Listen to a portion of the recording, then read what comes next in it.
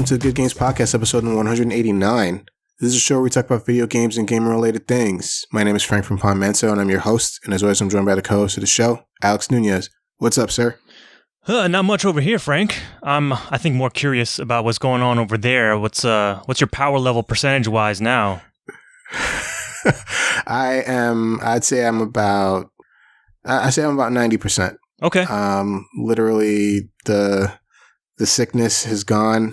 I'm just a little congested still. So once I get all of that stuff outside of my body, then I'll be fine. But I'm functioning normally. It's just a little, nose stuff, sinus stuff. That's good. Improvement is good. Yeah. It's funny. It feels like you sound worse now than you did last time. But really? Yeah. I fucking see. That's a fucking thing. It's like I was congested before, but I wasn't as congested then as I am now. Yeah. And it's like it seems like literally everything has just gone to my nose. So it's just like my body feels fine, and I can function again, and I can walk around. I even went to the gym, and I was able to do three body parts, do 3 body part workouts, and I was fine. Mm-hmm. And so I think I just got to take some decongestant. And a lot of things happening. Get a neti pot. I don't know. I've done that like once or twice. Really? I can't like even like looking at someone else doing a neti pot. I can't like. Nope. I can't do it. Yeah. I'm just like, I know for a fact, like, I cannot do that. That is not a thing that I will ever do. Yeah, it feels really weird too, because when you do it, it's like the water kind of travels past your eyes temporarily. It's weird. Wow. Yeah. And it's like, it's super weird. And I'm like, I tried it just to see like how effective it would be. No, I'm never doing it again. Okay. I think I did it twice. I think the second time, just to be sure, like, maybe I had a bad experience the first time, but nah, man, it's bad. Bad every time. Guaranteed. Yeah, every time. Reminds me of Sex Panther. Oh, God. It works 60% of the time. Every time.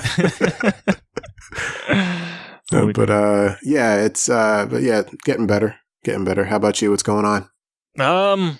Nothing really. Just like super mundane crap. Like, I got a new credit card. Hey. Let's say you paid your taxes. Well, actually, I was kind of like amazed because credit cards have been the same for like forever now, and I don't know if you've seen this or not, but apparently they're changing the way they put the letters and stuff on the credit card. They don't punch the letters right through them anymore. It's like it's all laser etching now. Really? Yeah, I was like, what? And then the numbers aren't even on the front of the card anymore; they're on the back. And I was like, what? Yeah, it's bizarre. I have no idea, but I don't know. That is fucking crazy. Wait, what bank do you have, or what credit card are you? This is Bank of America, but I've seen other people who have like an Amazon card as well, and they do the same thing. So I don't know if this is something new, like that all credit card companies are doing, but this was the first time I've seen anything like that. So I was like, I was kind of put back a little bit, like, oh crap, this, it's always been the same, and. Yeah, it got me thinking about like, because I remembered those old machines, like when the card machine was not working, they put it in that little thing to swipe it past the carbon paper thing, that little swiper gadget doohickey. I wonder, I'm almost certain those are still around somewhere. Somebody hasn't given it up, so I'm curious how that works now with that, or if that even is a worry that these people or these companies have anymore. I think I'm doing what about 60% of listeners that are listening to this are doing or are thinking of doing. And I looked at my credit card, because I just got a new one myself, and my credit card is the old-fashioned punched in numbers and letters. Yeah. So, and numbers are in the place. Actually, I'll show you real quick. Here's the front of my new card. Wait, I know nobody else who's listening can see it, but... Yo, that's crazy. Right? And the numbers are on the back? They're on the back. Wow. And that's a credit card. That's legit. This is an actual credit card. That's pretty cool. It's weird. But yeah, it was like, pretty cool. Again, a thing that I thought would never change, but it did. And I'm like, wow, okay. It's the little details here and there in life, right? I don't know. I mean, would it make it harder to skim, I guess? I have no idea. I think like there were some like text in the letter, whatever that they sent with it, saying that it doesn't rub off like the old stuff did. So I don't know if that was a worry or not, but I don't know. It doesn't rub against your wallet or whatever. It's I guess in the long run it is better. Who knows? Okay. Well, congratulations. That's awesome. Is it still a chip card? Yeah, it's still chip. Everything else is the same. Magnetic stripe and everything. Put your signature on the back. But yeah, it's just the text is different. They laser etched that stuff on there now. 2018. I know, right? Still don't have flying cars yet, though, so we're way behind. Well, at least our cars are starting to drive themselves now, so at least that's something. Yeah. Wow. Upgrading. Yeah. Upgrading. Now I kind of want this crazy card. Like, because I was actually looking at my coin the other day. You know about coin? I think I've heard the name. I don't know that I fully know what that is. Coin was basically, it was a Kickstarter. Oh, right. Okay. Now I know what you're talking about. It's like the card that can hold multiple cards. Yeah, within it. It's one card, one device, but it holds, in quotes, like all your cards. Yeah, basically you store all of your electronic card information into the card, and then you can change cards at the press of a button. Yeah. And swipe the card and it's all good. I think it has a chip too. No chip, but at least the old one that I have has no chip, but it's like this crazy technology. Mm-hmm. I'm not sure if coin took off like it should have, but yeah, pretty cool. Yeah, I remember hearing about the Kickstarter, but I don't remember hearing it actually come out. Oh yeah, it came out. I mean, it was super delayed. Like it was like delayed by like a year. Like it was supposed to come out at a certain time, and the only reason I even invested in one is because they were doing like a half off deal if you bought more than one card. Okay. So I got one for me and my wife, and it was normally $100, so we got basically two for the price of one. Oh, nice. And when it finally came a year later, we had to do all this shit, and I used it like a couple of times. Mm-hmm. But I kept getting like all these weird looks from everyone. Like, I was saying like, here, use this. And they're like, what is this? It's like, it's a card. Don't worry, it works. And like, you're just one of those people that just steals credit cards and just programs them in there. Hey, you could kind of do that too if you wanted to. I'm not sure if coin was used for, I'm not sure if coin could be used in that capacity actually, it definitely could. But you'd have to physically steal the card another way first. Okay, it's not like you could just punch in the numbers and be like, hey, this is my card. Yeah, you have to have like all that other information. Like you'd have to have like the expiration date and any pins associated. You need also, if you have like gift cards, for example, you can also punch those in there. Mm. So, but you'd also need all that other info, like, expiration, pin, the verification code. Yeah. 3-digit, 4-digit, whatever card you use and stuff like that. So you need all that stuff. So it's not that simple. That's probably why it never took off, is because there's already an app for that. Right. And it's also way too complicated for people. Like, people don't want to deal with that shit. Yeah. People want change, but they fear change. It's crazy. Yep. But yeah, all right, cool. So let's start this episode, right? Sure. Yeah. And let's talk about some video games. So what have you been playing, man? Ooh, I like video games. I didn't get a chance to play a lot, though. I wanted to do the new Hitman Elusive Target. Didn't get a chance. But at the very least, it sounds way more interesting than the past Elusive Targets have been so far. Because there's twins involved, and you have to kill one of the twins, a specific twin, but not harm the other. So trying to figure out which one to off is. Oh, and they don't tell you which one? Well, they tell you I think in the briefing video they show like the one twin that is your target is wearing a gold watch. So you have to be up close and notice which watch they're wearing before you do the deed. But just that premise sounds like way more interesting than anything else that I've done so far in the Elusive Target. So I'm excited to check that out. Okay.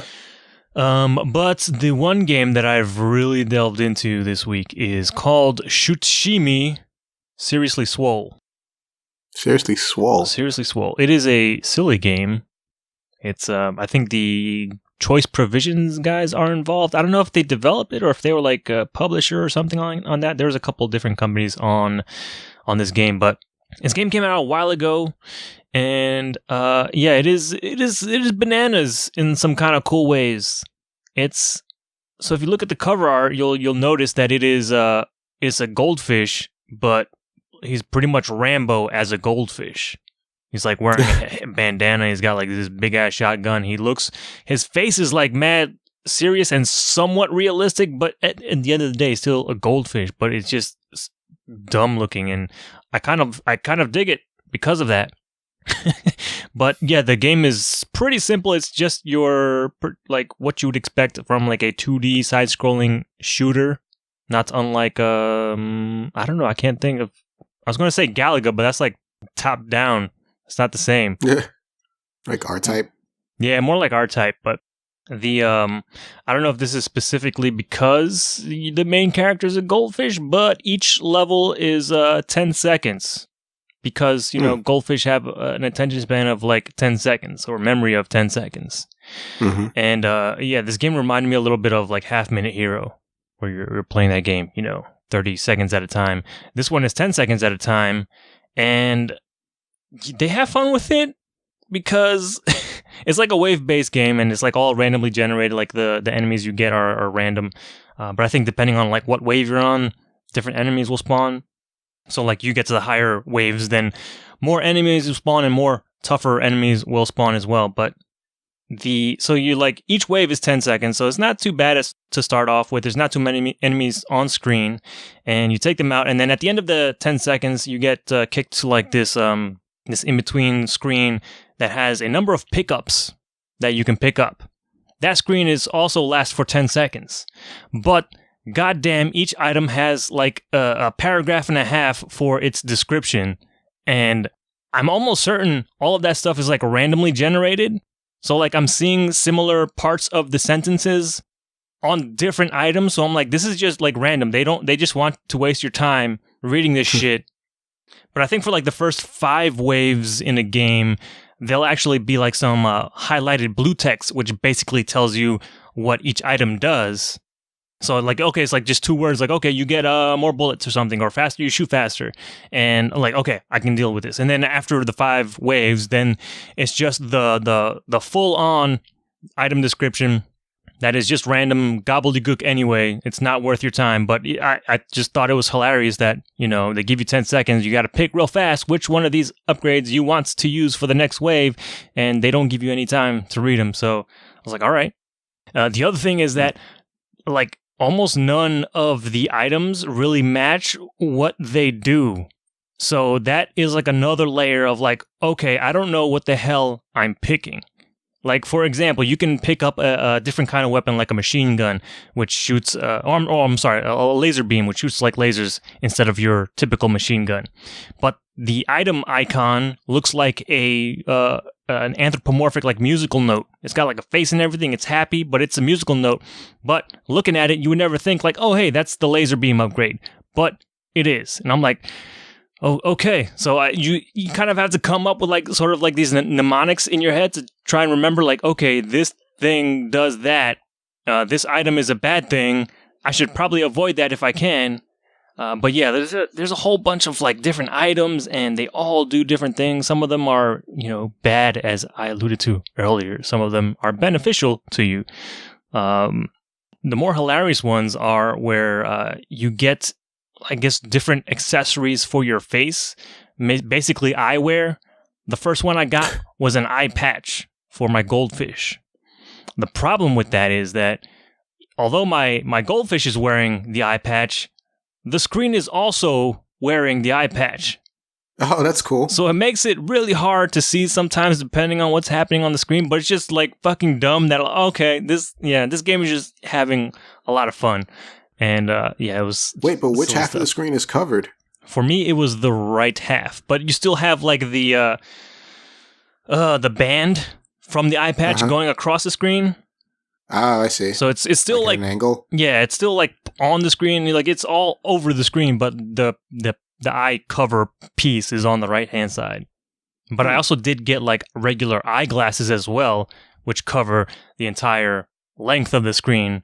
And that actually did a cool thing where whenever I would go up and down, the glasses would tilt up and down depending on like how gravity would like actually tilt those glasses. So I was like, oh, okay, that's interesting. That's an interesting, nice detailed touch that you threw on there for this fucking goofy ass thing.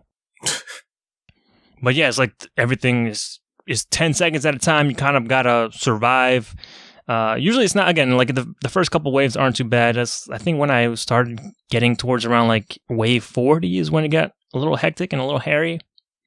I don't know if this game has an end or not, but like when you're going through I think it's every like 5 or 10 waves, there's a boss that you have to fight. And the boss follows the normal rules of the game where you only have 10 seconds to basically kill the boss. But you're not going to be able to do enough damage to kill the boss in one run.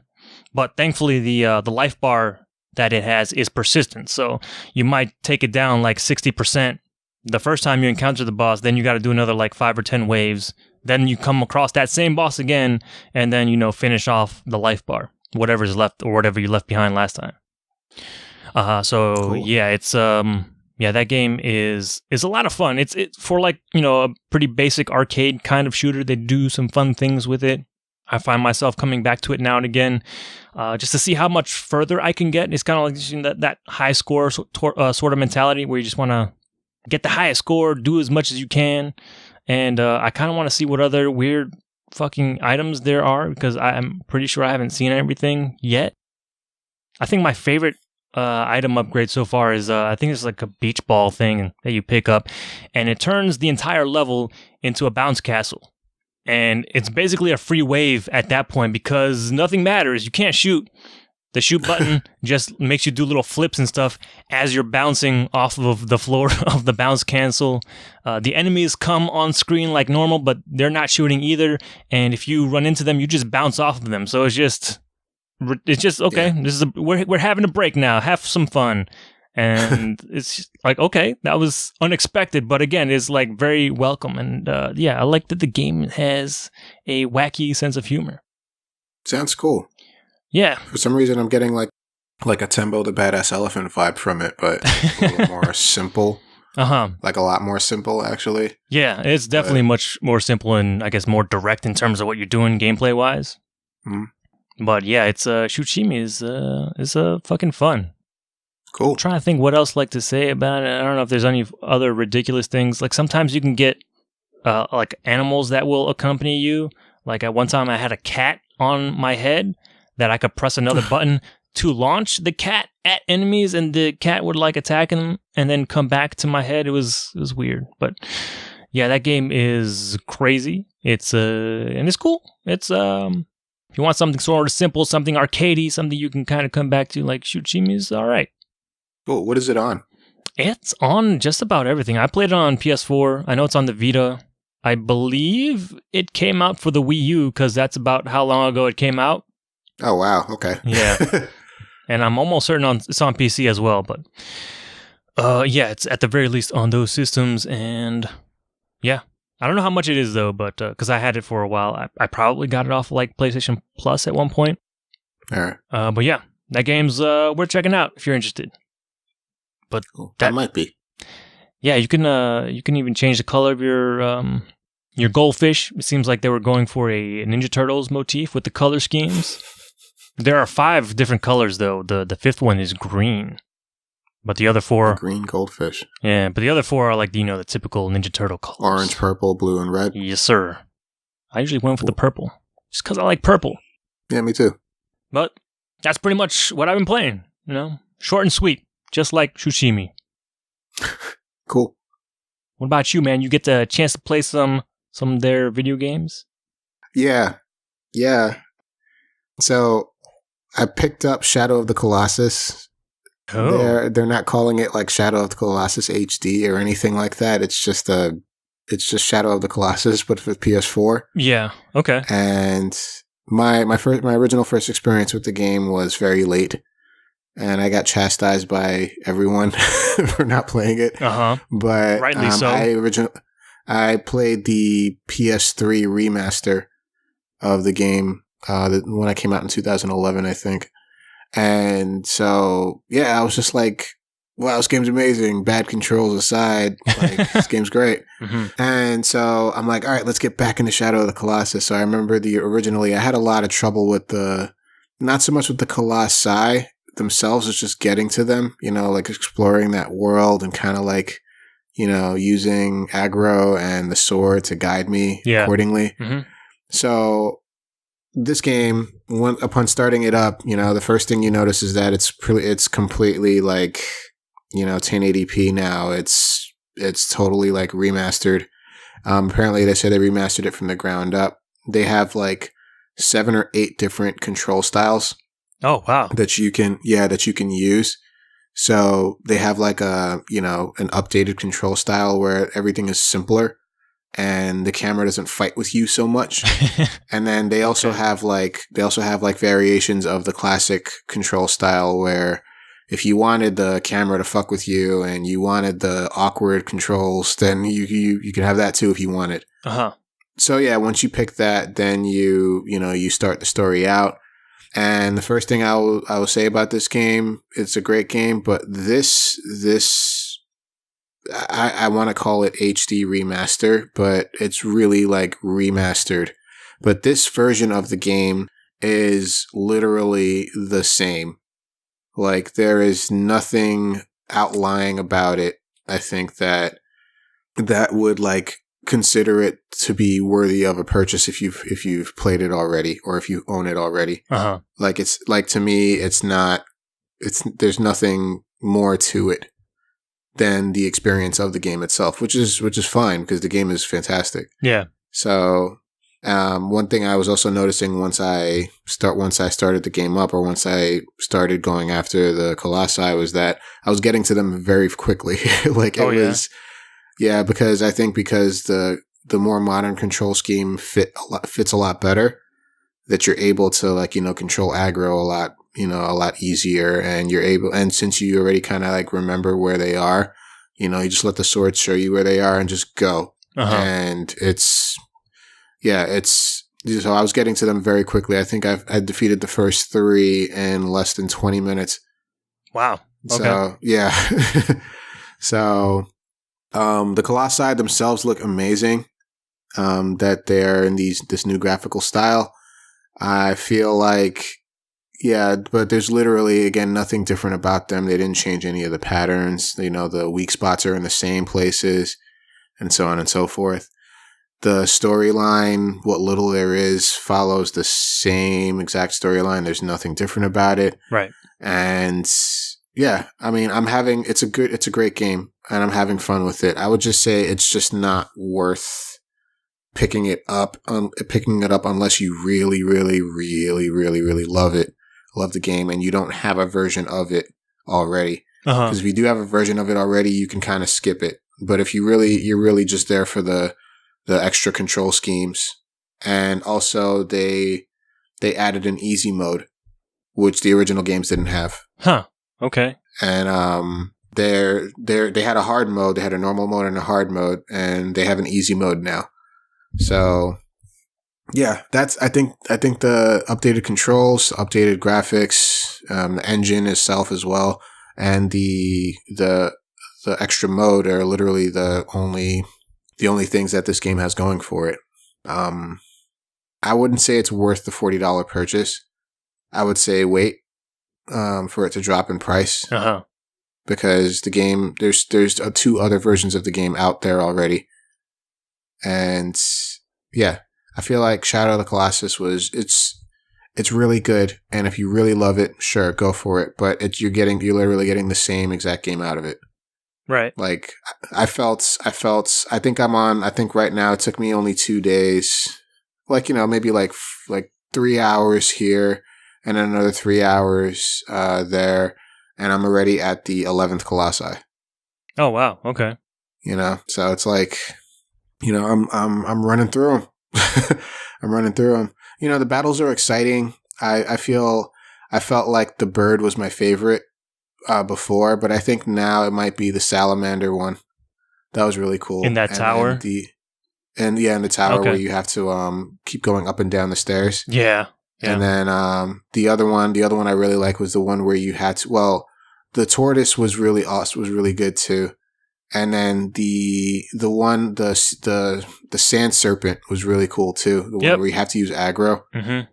Yeah, that one always stood out to me too. That's the one. If I had to pick one, number 13. Yeah, that's number 13. Yeah, nice. Yeah, the sand serpent battle was it for me, and I liked the tortoise one because the tortoise was like you had to do so many different things, and it also took me the longest.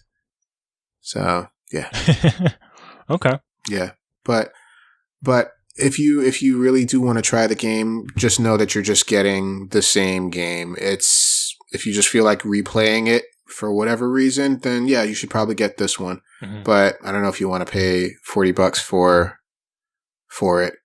I'm not going to say I'm disappointed. I'm just going to say I expected a little bit more effort put into it. Yeah, they remastered the graphics. Like it looks really amazing, but by today's standards, it's kind of like comparatively like how it was for the PS2 version of the game compared to like Metal Gear Solid 3. Mm-hmm. Like Metal Gear Solid 3 looked fucking amazing for PS2. Zone of the Enders 2 looked fucking amazing. Yeah. Whereas this game for PS2 looked like lackluster, whereas like this game, it's like the same thing. I wouldn't go as far as say that. I mean, at the time, I was definitely amazed by Shadow of the Colossus, but I think it's also doing less than those other games. So I would think that maybe like the backgrounds and all that stuff looks less, open or less busy or less filled in. Let's say, right? Because there's not a lot going on there, and which is true for a game in 2018. I can understand how that would kind of be like, there's not much going on here. Yeah, and. Yeah, that's true. It's there isn't a lot going on. And again, that's the whole style of the games that Ueda makes, mm-hmm. like very simple, not a lot going on in the background. You just have a clear focus on either going from point A to point B or going from point A to boss. It's I mean, what this game did make me want to replay The Last Guardian because I did love that game. And I miss playing it. Oh, do you? Okay. Yeah. Warts and all? That game, it's great. Yeah, warts and all. I felt like if they cleaned up The Last Guardian like they did with Shadow of the Colossus, then The Last Guardian would have been another step up. Yeah. For it, But Shadow of the Colossus definitely is cleaner now, and even if you want the flaws, you can have that too with the controls at least. Okay. So I didn't play the PS3 version. Was that okay frame rate wise, or is this like an improvement on that? No, really? Okay. No, well, it was graphically it was a slight improvement. Yeah, I think it was like 720p. Okay. And then but the controls, oh no, God, no. Well, not the controls, frame rate. Yeah. The frame rate was it was still pretty bad. Wow. Okay. Yeah, it was still pretty bad. Not as bad as the PS2 version, but it was still pretty bad. Right. Okay. But this game is like the best version of that game, that you can possibly get. Like there are really no frame rate issues here. Actually, there have been no hiccups. I haven't seen anything wrong, but it does run at 30. Oh, really? Okay. Per second. Yeah, it doesn't run at 60. It runs at 30. I think if you have a PS4 Pro mm-hmm. or something that is 4K capable, then you'd probably be able to get it up to 60. But even still, yeah. Okay. It runs at 30 normally. That's interesting. I thought it would for sure run at 60. 60? No, 30. Oh well. Okay. Yeah. But yeah, it's definitely if you want to update that game, as there are reasons for updating any game that come out with multiple versions, then sure. Yeah. But yeah, it seems like, especially like for me, I only ever played the PS2 version. So if I were to play that game again, I'd probably just pick up this version since... Yeah, you just get this one. It would be like how I remembered it, because if I were to play the actual PS2 version, it'd be like, wow, this is what I played. Bad. Yeah. I mean, it is very simple, and the boss battles are, again, very exciting. And if you were to... I think like this type of game caters to people like you, where you've only played the PS2 version and you live with the nostalgia of that game. Right. You know, and back then it blew you away with what it had to offer. Whereas now you're getting the same game. It's still very much a PS2 era game with its simplicity, but you're getting a very updated version of it. Yeah. So, you know, so it might be more for you than it is for me. Or even people that like haven't played the game before because... Oh, absolutely. If you haven't played the game before, then this is the one you get. Mm-hmm. Like, for sure. Don't even bother with the PS2 one. Just get this one. And I'm sure that people will be amazed. Yeah, but my worry then is like the simplicity or the level of simplicity of the game, quote unquote, would like maybe put off some modern audiences. Oh, yeah, it definitely would. It definitely would. I mean, it was the second game in the spiritual trilogy. And, you know, you kind of got to know what you were getting into. Yeah. When you played Eco or Shadow of the Colossus or Last Guardian, where it's very just like super just simple and just you have like one focus and just do that focus. And, you know, control scheme is very, very simple. It might be a little awkward. But yeah. Yeah, the whole atmosphere of the game is like very dour and everything too. Yeah. Yeah. The fact that you're just basically murdering these colossi, God, for like no good reason. You're just going up into their house and be like, "Yo, I'm killing you." I'm like, "Why? I don't want to." It's like that's how it was, man. Like you're just like running up on these creatures, these majestic creatures, and they're not bothering anybody. Yeah, they're not doing anything, and then they're just kind of like. They're just kind of like, hey, what the hell?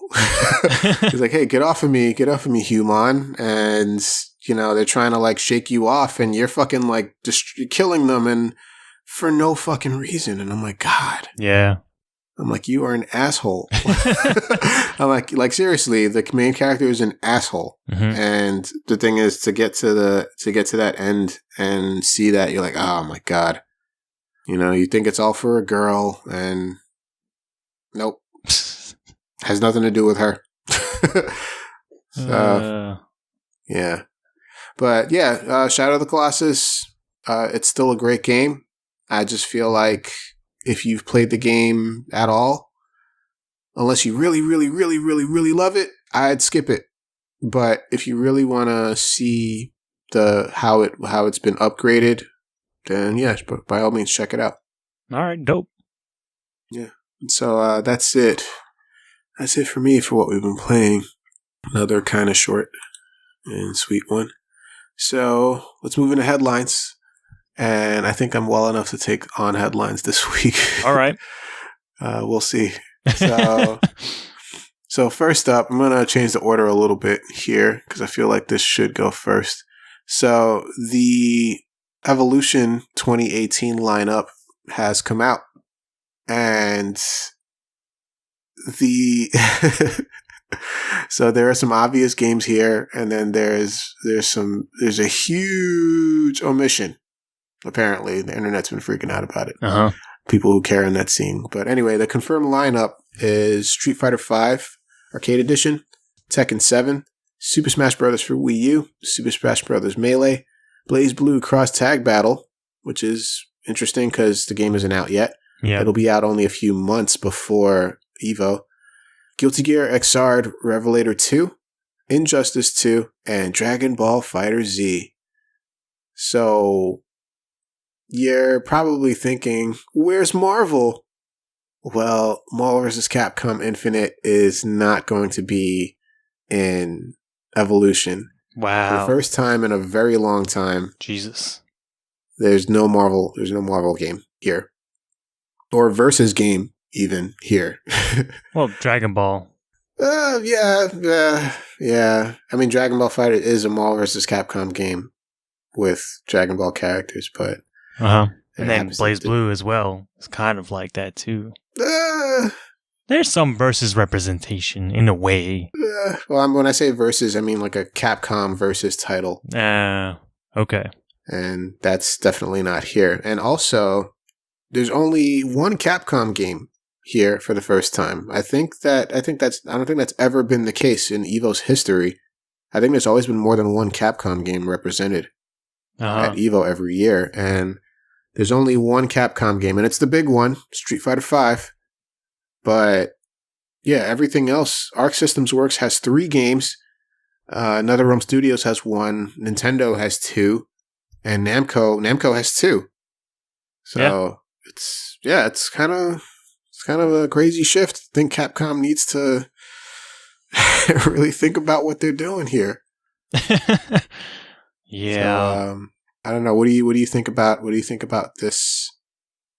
I don't know. It seems crazy on the face of it. I don't follow Marvel too much, but I do enjoy watching Marvel whenever it's at Evo. But this is, I don't know, feels bananas.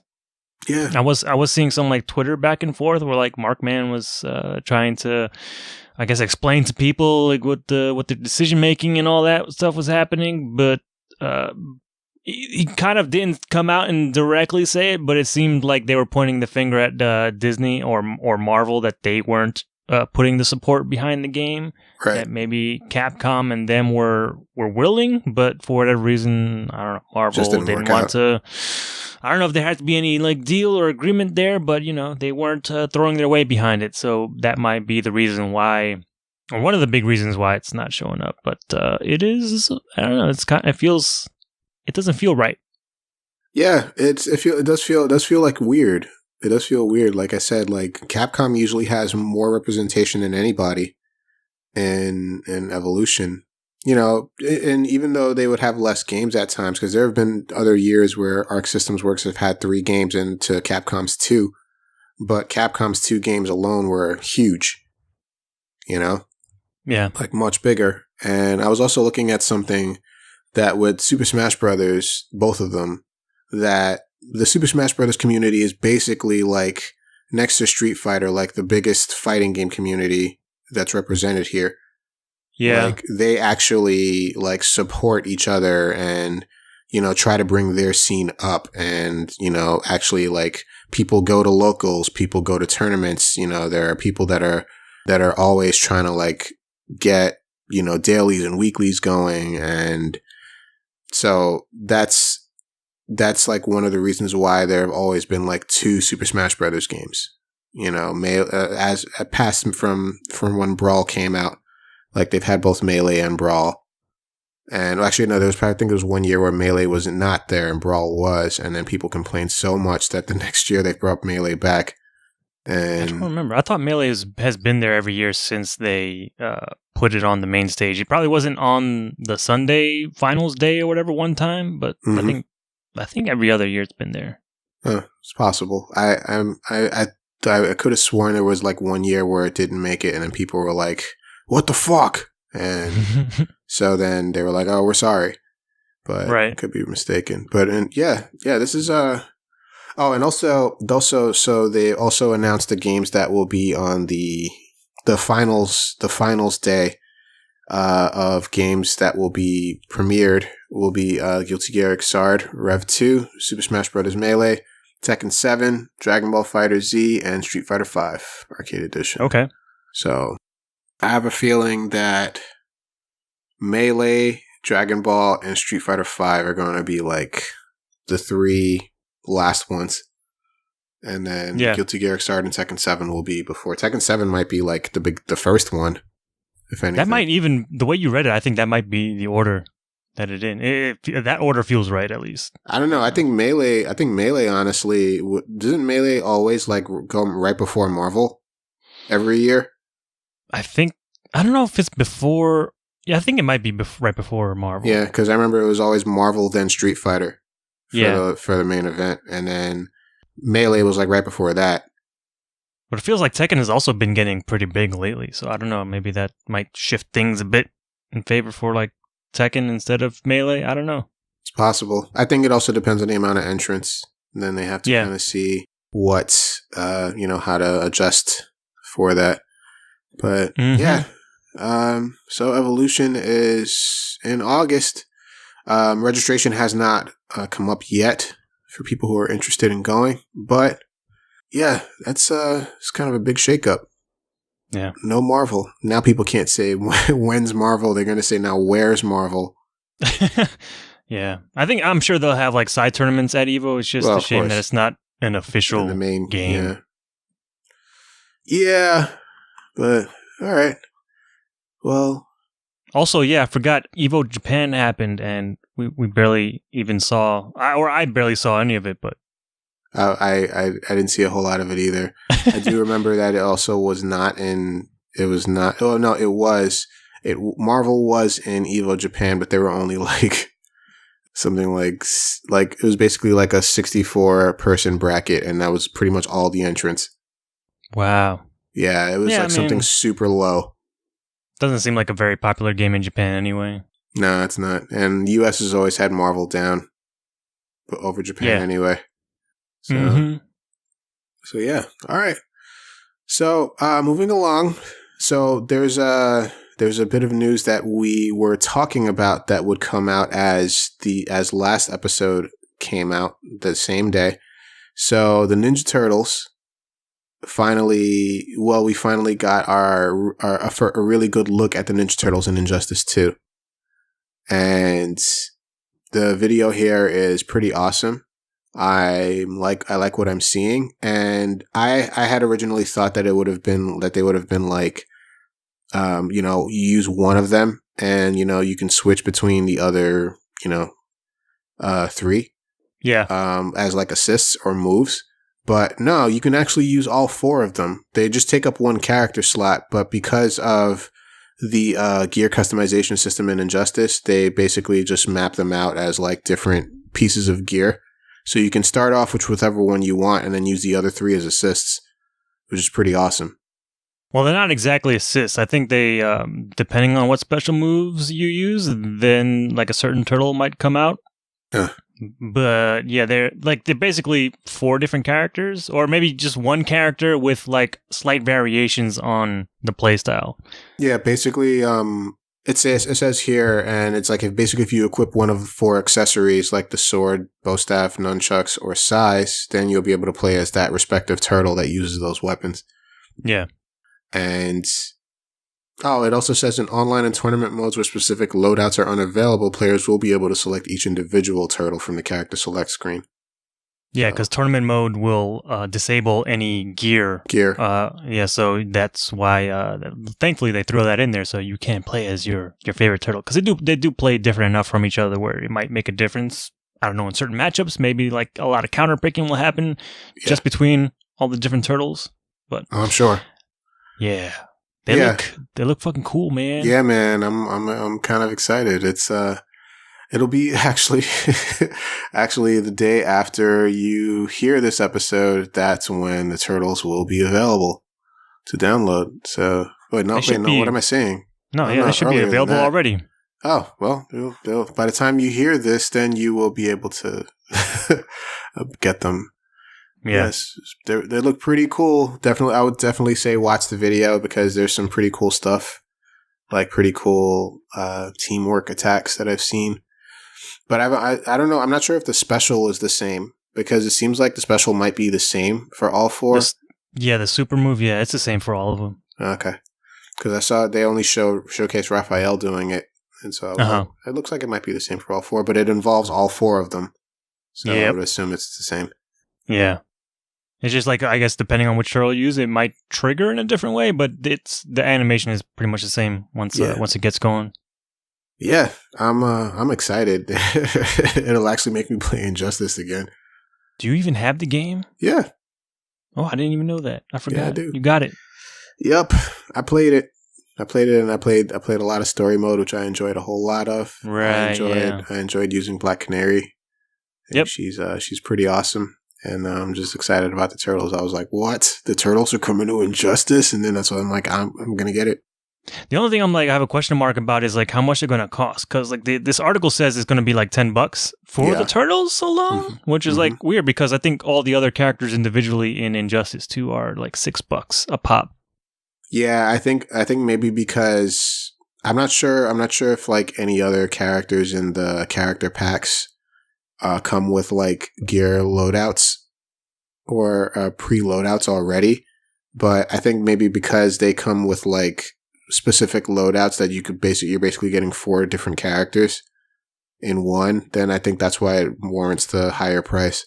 I doubt it's because of that, because like the only gear you're getting is just their weapons, and that's just so you can switch between them. But I don't know if it's because it's more work, because technically it is 4 characters, that's why they can justify the $10 price tag, or maybe when you get into the game, maybe it's a misquote. I don't know, but I just thought it was weird. Yeah, but I'm not sure if they'll be available as so they are available as a Fighter Pack 3. So maybe you can pay like a discounted price for all of them. Yeah, each of the fighter packs are $20, but you can also buy the ultimate upgrade. Oh, the ultimate pack, yeah. Yeah, that's $40, and that includes all 3 fighter packs. Or I think just the first. I don't know if they're going to have any other fighter packs after this, but it includes the first 3 fighter packs. Cool. But yeah, Turtles, Injustice. Yeah. Who fucking knew? I like Turtles. Who fucking knew? The day of that stream, I had myself a pizza for lunch. Oh, really? In memory. Yep. Cool. But all right. So moving along. So Bandai Namco is in more news. So apparently, it's just a report, but Bandai Namco is actually handling development of Metroid Prime 4 with Nintendo. Whoa. Yeah. That's pretty awesome. Is it? I don't know. I mean, they make pretty. I'm trying to think of like a action adventure game that they've made that's been good.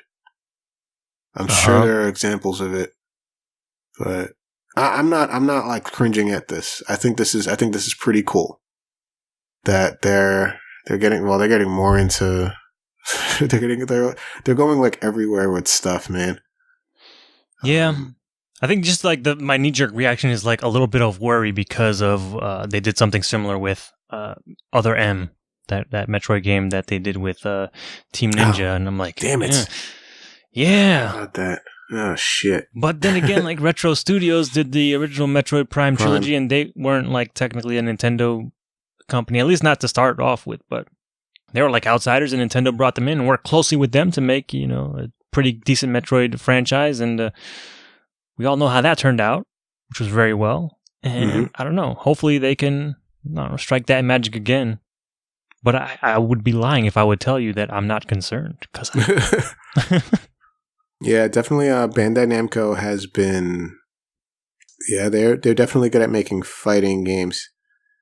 Like they made like Super Smash Brothers for the 3DS, which is still really fucking awesome. Like I still have that game, and if I ever want to get any practice in, I just like let me just play that. I can take it on the go. Yeah, and Pokken Tournament has been pretty well received. Like I was thinking, I'm like, Pokken's not at Evo, but Pokken, like I think was only at Evo for like 1 year, maybe 2. Yeah, that sounds right. But Pokken has been pretty well received, even so much so that they were like, oh, let's upgrade it and put it on the Switch and like more characters and more DLC. So yeah. But I mean, either way, I'm looking forward to Metroid Prime 4. I fucking loved Metroid Prime 1, 2, 3 was okay, but Metroid Prime 1 and 2 were amazing fucking games. I'm still thinking that I have to go back and finish Metroid Prime 1 again because there was a time where I was playing it and man, I spent like an entire like week on it, just like reliving it, and I'm like, this game is so awesome, oh my god. And I got right to the end and I was like, all right, let me just stop for a second, and I just never went back to it, and I really got to get back to it and beat it again. You never finished it? No, I beat Metroid Prime. It's just that was just another playthrough. Ah, okay. That was just another playthrough some years later. I was like, I had finished that playthrough, but I just never got around to it.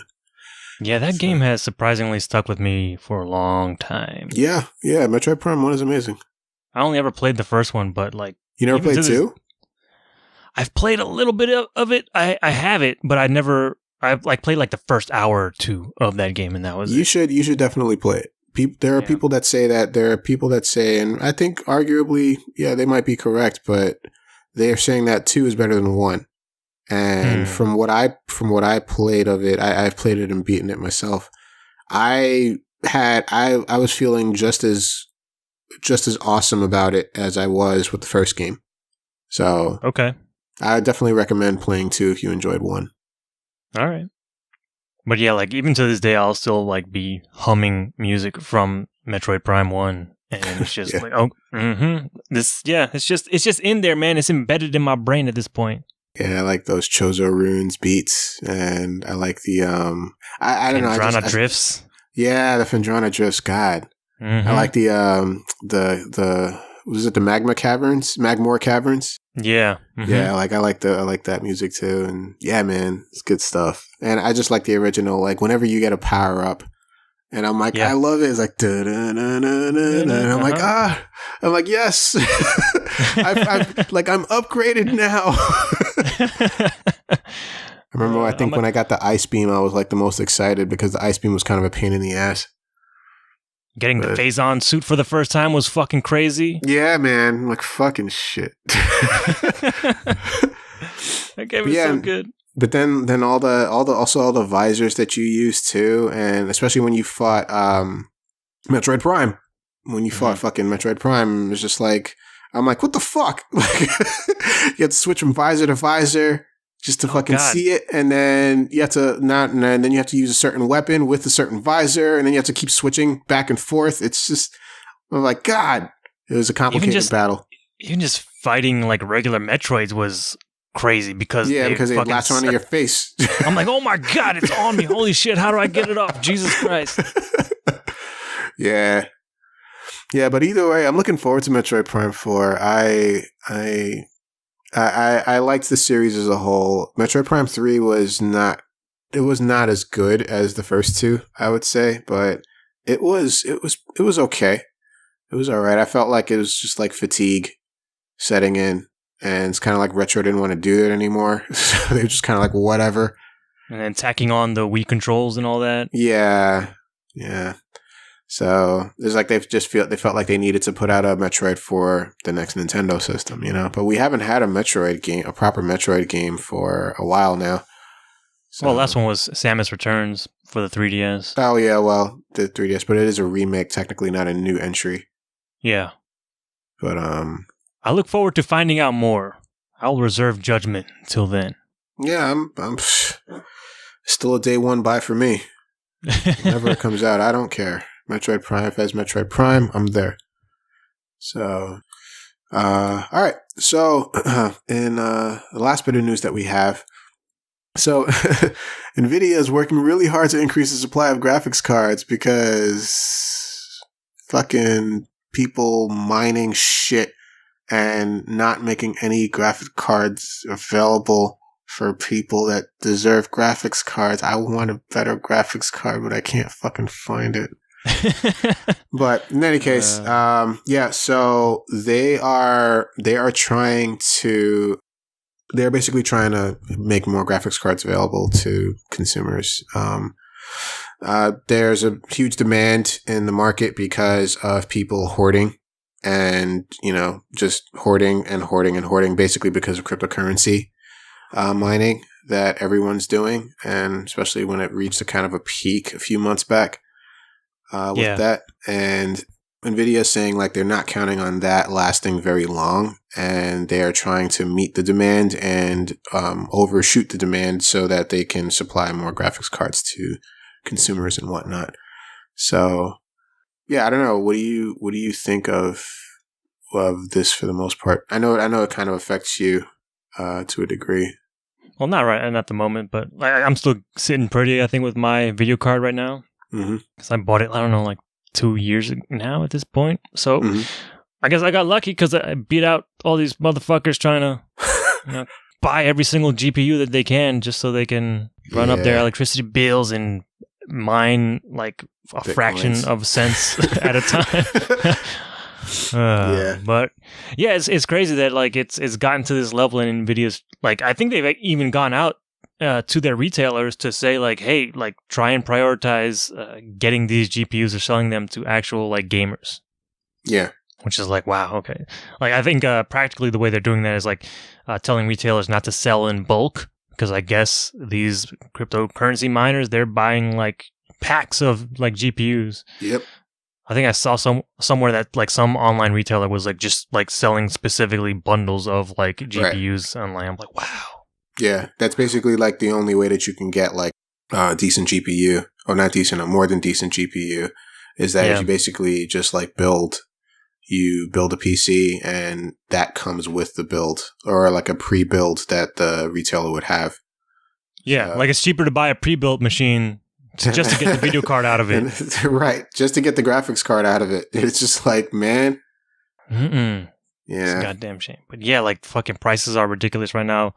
I don't know, like if you had run into trouble by the time you were trying to build out your machine, because it's like kind of close with the timing. Not really. It was actually, so I had a choice, and I just chose to like kind of go with a lesser choice, because I didn't need the latest and greatest. You know, I just needed something something very solid, and I went for that over a little more power, and my graphics card is not bad, and I'm okay with it, and it hasn't given me any issues yet, so I'm good for a while. But I would like to get like a 1080 or whatever they have to offer like in the next couple of months or so. But yeah, like I'm good with what I have, but like I did have the option of getting like 1080, but again, the only way I had that option was to basically go off of a build and go from there. And I was just kind of like, well, I can just get like I can get like a 1060 and get a better build out of it. And so I just did that. Okay. So, but yeah, I mean, hopefully all this craziness subsides in the next couple of months when mining dies down a bit. I would hope, because if not, goddamn. Yeah, if not, it's just. Yeah, because just prices are ridiculous. Like I think like $500 cards are going for like damn near $1,000. Yeah, it's ridiculous. Yeah, I know someone who fucking does that shit too. Fucking like, I'm not gonna mention any names, but it's just like, come on, really? Come on, what are you doing? I saw a strip. I think it was like from Corsair. They make PC products and stuff. Where it was like somebody bought a video card and they're talking to the video card like, "Hey, let's play all these games at 4K," and the video card is like, "Man, that sounds like a lot of work." And then then the person is like, "Would you rather play games at 4K or would you rather bit mine all day long?" And then it's like the video card is like imagining going down these mines and just mining shit every day, all day. And he's like, "Yeah, let's play games at 4K. I can do that." That's a pretty good analogy. Because it's true. It's like, would you rather do one simple thing every now and again, or would you rather fucking bit mine all day, every day for the rest of your time? Yeah, you're working at like 100% capacity all the 24/7. It's just never stops. Yeah. That's just, man. I'm so proud of myself. I get it. I understand that comic. Yeah, no, it's bullshit though, man. It's like some of us just want fucking just graphics cards so that we can just play games. Play a video game with lots of P's on them. Yeah, P's are nice. Yeah, I want that 2160p, man. That shit. But yeah. Well, hopefully in the next few months, some new graphics cards will be available. I might try to look into getting a 1080, if that's the case. But just like holding on to it for a while. Yeah. If I happen to get my hands on one, and then if the time comes, I'll just put it in the computer. But all right, so that is gonna about do it for headlines this week. And we're gonna move into new and upcoming releases, and Alex is gonna go ahead and take us through what we can look forward to this week. So go ahead. Yeah. So for this week, the week of February 13th. First up, I am immensely excited about this. The Fall Part 2, Unbound, is coming, or is out now for PlayStation 4, Xbox One, Switch, and PC. I played The Fall not too long ago, a couple months ago, talked about it on this show. God damn it, The Fall was so fucking good, and I only paid $1 for it. I will pay full price for The Fall 2. To see the continuation of that story. You'll be hearing about this game next week. No doubt about it. Okay, all right. We got it. We'll hear about it. I promise. Also out now is Crossing Souls, available now for PlayStation 4 and PC. This game I played at PAX East last time we went there.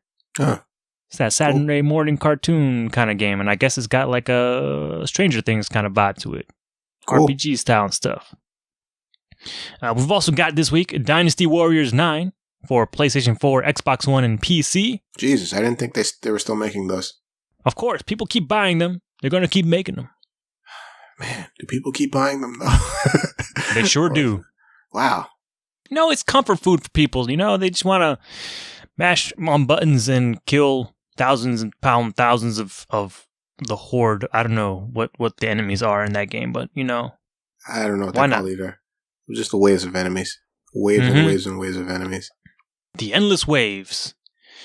Well, we have also got this week Kingdom Come Deliverance for PlayStation 4, Xbox One, and PC.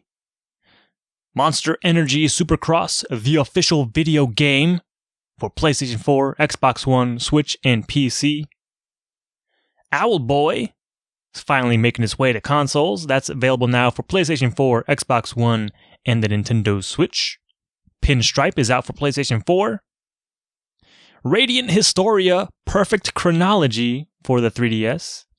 I have to look into if I should pick this up or not, because I actually have the original Radiant Historia for the regular DS, which I never played, but apparently this is a remake of that, and I just want to see if it's worth picking up if you already have the original or not. But apparently it's a very good and somewhat looked over RPG for the platform, for the DS systems. So if you like yourself some JRPGs, that might be worth looking into. We've also got this week South Park: The Stick of Truth, making its way to this current gen of consoles, both PlayStation 4 and Xbox One. I guess that's separate from the Fractured But Whole bundle, because if you bought that game, you got Stick of Truth. Now it's separate. Oh. I was wondering if it was the same game, but basically, I guess it is. Yeah, it's just the original game, Stick of Truth. Cool. Which is pretty good. We've also got Sprint Vector, available now for the PlayStation VR. The Longest 5 Minutes for Switch, Vita, and PC. Wonder Boy: The Dragon's Trap is getting a physical release for PlayStation 4 and the Nintendo Switch. The Legend of Heroes: Trails of Cold Steel 2 is out now for PC. Aqua Kitty UDX is out now for Switch. Johnny Turbo's Arcade: Gate of Doom is out for the Switch. Samurai Aces for Nintendo Switch, obviously for the Nintendo Switch. Why even put that in the title? The Secret of Mana remake is out now for PlayStation 4, Vita, and PC. Wow. Torque L Physics Modified Edition is out now for Switch. I'm going to screw this up so bad. Wanderjahr, Try Again or Walk Away for the Switch. And finally, Zeo Drifter is out now for the Switch as well. But we've also got a couple of Friday releases. Gird your loins, get ready, because on Friday, we're going to get both Bayonetta 1 and 2 as a single product for the Nintendo Switch. Sorry, no 3 yet. But this is the first wave, the first taste. That's pretty ready. Awesome. I'll be picking that up. Now Bayonetta 2 is no longer locked to the Wii U. Right. Now you can get it on the Switch as well. And then also on Friday is Fe, I guess, F-E is it spelled, is available now, or available on Friday for PlayStation 4, Xbox One, the Switch, and PC. And then we've also got a beta this weekend for Metal Gear Survive. Ugh. It's going to be an open beta for PlayStation 4, Xbox One, and Steam. It's going to be running the entire weekend from Friday, February 16th through Sunday, February 18th. And if you participate in this beta, you get some items that will then carry over to the full game. Like one of my favorites was a Metal Gear Rex head that you put on your character. Cool. It's fucking ridiculous. And apparently, if you've played Metal Gear Solid 5, you can get a Metal Gear Ray head instead. But yeah, that game is coming. It's coming, boy. Sure it is. But that's going to do it for all our new releases and everything for this week. All right. So that means we are done with this episode. So before we officially go, we would like you to visit innercitygeeks.com, which is where we're located and we have a bunch of stuff sometimes regarding everything geek. You can listen to the Inner City Geeks podcast, which has made a comeback recently. On there, they've been coming out with episodes weekly for the past month or so. So go and check that out. You can check it out on the page, or you can check it out through SoundCloud. You can listen to our episodes on and or subscribe to our YouTube channel. It's called Good Games Podcast. And yeah, just do what I just told you to do there on the YouTube. You can also listen to us on iTunes, where you can leave us a review. It's the best thing that you can do for us. Just let us know what you think of the show, whether you like it, whether you don't like it, and let us know how we're doing so we can improve or stay the same. But we are not going to get worse. You can also listen to us where all podcasts are available to be listened to, like Stitcher and Google Play and all of those other places. I also want to encourage everyone to click on the Amazon banner on the right-hand side of the page whenever you visit innercitygeeks.com. And whenever you do that, it'll take you to Amazon. Go buy whatever it is that you were intending to buy if you wanted to visit Amazon. And then a little bit of that will come back towards us so we can provide more show and more content just for you. You can reach us on all the social media outlets, mainly Facebook, Twitter, Instagram at Inner City Geeks. The Twitter for this show is at Good Game Podcast. And you can also email us at goodgamespodcast@gmail.com. And that is going to about do it for this episode. Go see Black Panther, because it's out today as you're listening to this. Uh-huh. Go see it. Go see it. Okay. I will. All right. I'm very excited. Talking to you. What were you saying?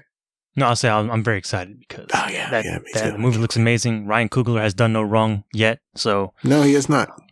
Creed was amazing. Fruitvale Station was really good. He has not done wrong yet. As they say, my body is ready. I don't think the world is ready for this. Mm-mm. I don't think the world is ready for this. It's going to be something, man. But, yeah, go see Black Panther. But we are going to say goodbye. And in leaving, as always, we say, good games, everybody. Good games.